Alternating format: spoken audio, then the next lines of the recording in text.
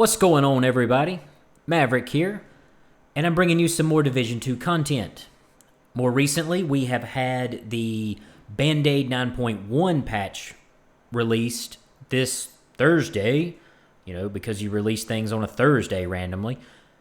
And it was pushed back from Monday, also a good day to release, brand new content.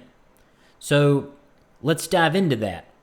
It was pushed back because the developers decided it needed a few more days of polish, just a little more work. So I had high hopes for this. When you have someone tell you that they need that extra time to really put the cherry on top, I'm like, okay, this is going to be amazing. This is going to be the best thing that they've done so far.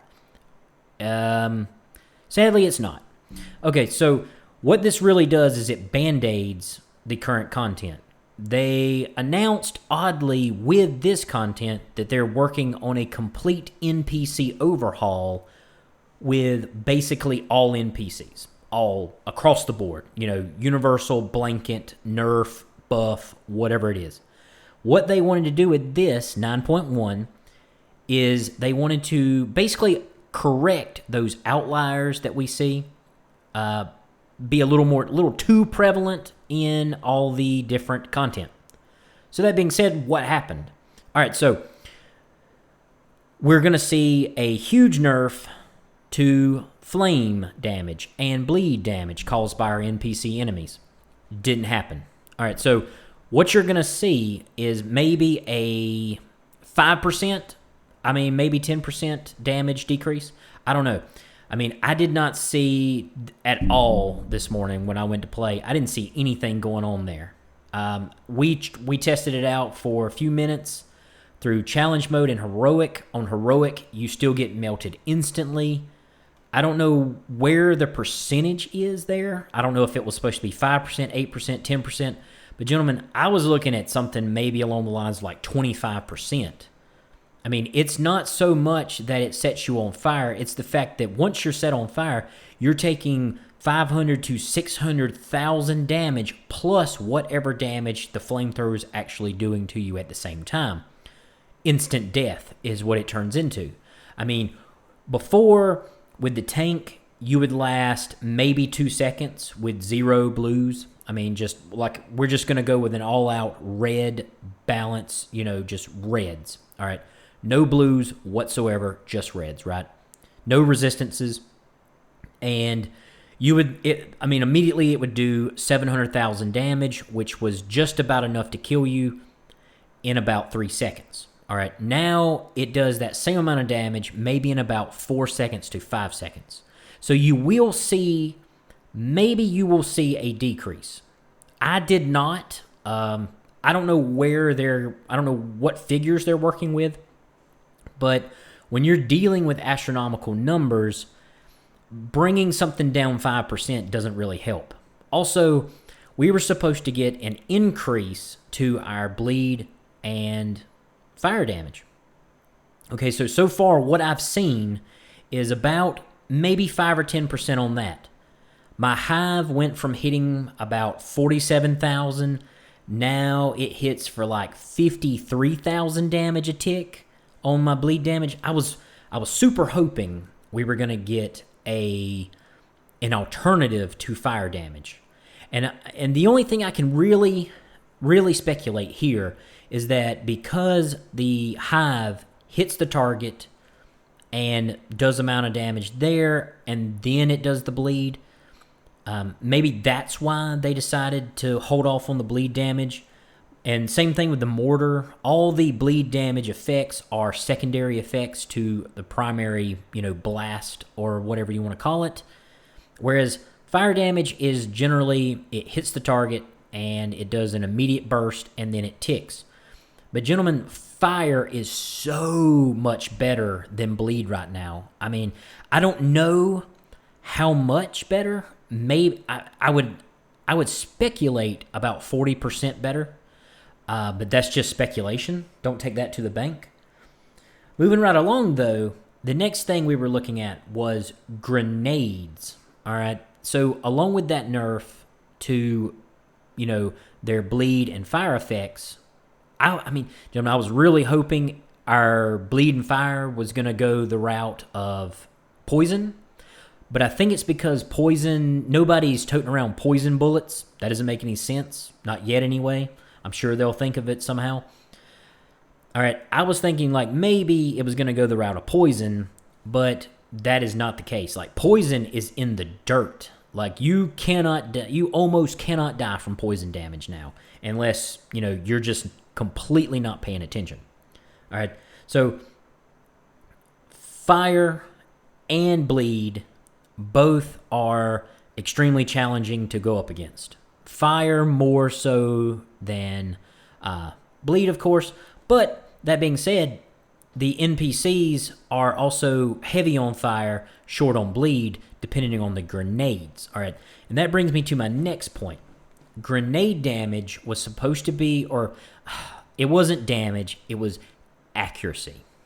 I keep telling myself that accuracy and damage, like the way a grenade works is that it has an immediate blast radius, which should be maybe 2 meters. Then the further away from that grenade, you are going to lose that kinetic energy. So if you're sitting on the edge of a grenade or the grenade's, circle, you should take maybe 75% of the damage, 60% of the damage. All right, not the case. If you are within its area of influence, you're going to take 100% damage, and likely it will either kill you or almost kill you. All right, so there was no nerf to grenade damage. Don't get that twisted, because that's exactly what I was thinking. I mean, what they basically nerfed on NPC grenades is they come in and they say, well, we want the grenadiers to be less accurate with their grenades, i.e. cheaters at longer distances. All right. Basically, I'm going to go ahead and tell you, if you haven't experienced it already, I cannot tell a difference. The red bars are the only ones that really seemed to get any type of nerf.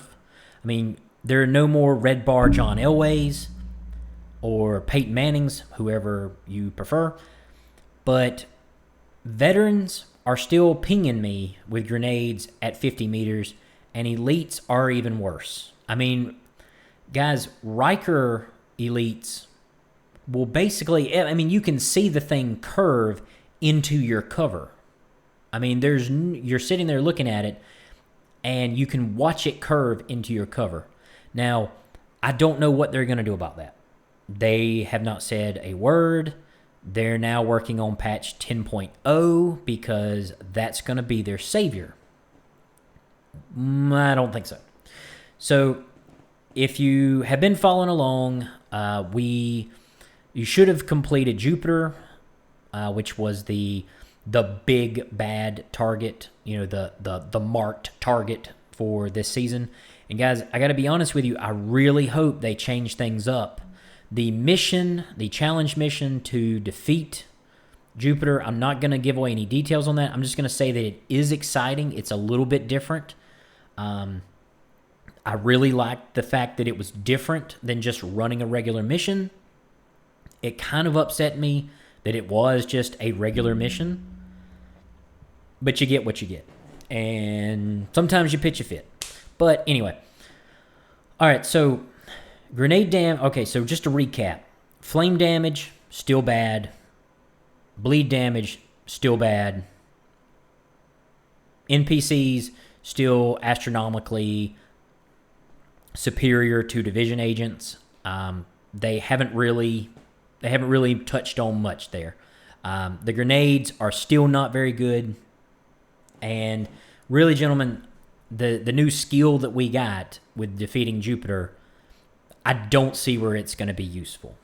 It is very, very, very point of impact with an EMP sticky that only hits for 4 meters. It has a 4-meter radius, and it has a higher cooldown than our regular EMP blast. Now, the only thing that I'm going to speculate on, and I'm going to encourage everybody to farm, there's two things that I'm going to speculate on right now. The new raid is going to be heavy on things that we need to EMP, and I think the dilemma build is going to be the top build for the raid. I think being able to mark targets as they come out of whatever avenue they come from is going to be just astronomically high damage. I feel like those are the two things that are going to be really good. And my third speculation on the new raid is going to be that it's going to involve a ton, just an absolute ton of flame and bleed damage. Because I don't feel like there's any way that they went from the NPCs are working as they should to we need to nerf this stuff because it's way too strong. There's no way you have a turnaround like that in 4 weeks unless they were testing this stuff in this new raid coming out that was supposed to come out in, November? December? Vision gets a little hazy. Anyway, moving right along. So, gentlemen, I don't know where you stand right now with this. So far, I have been happy with parts. I mean, the game is extremely beautiful. The content has been somewhat adequate, depending on how you look at it. It almost feels like there for a while, they were just throwing things at us, trying to kind of maybe misguide us into thinking that we had more than we did. But gentlemen, now that we are pulling back, we're coming out of the fog of shade levels and events, stuff like that.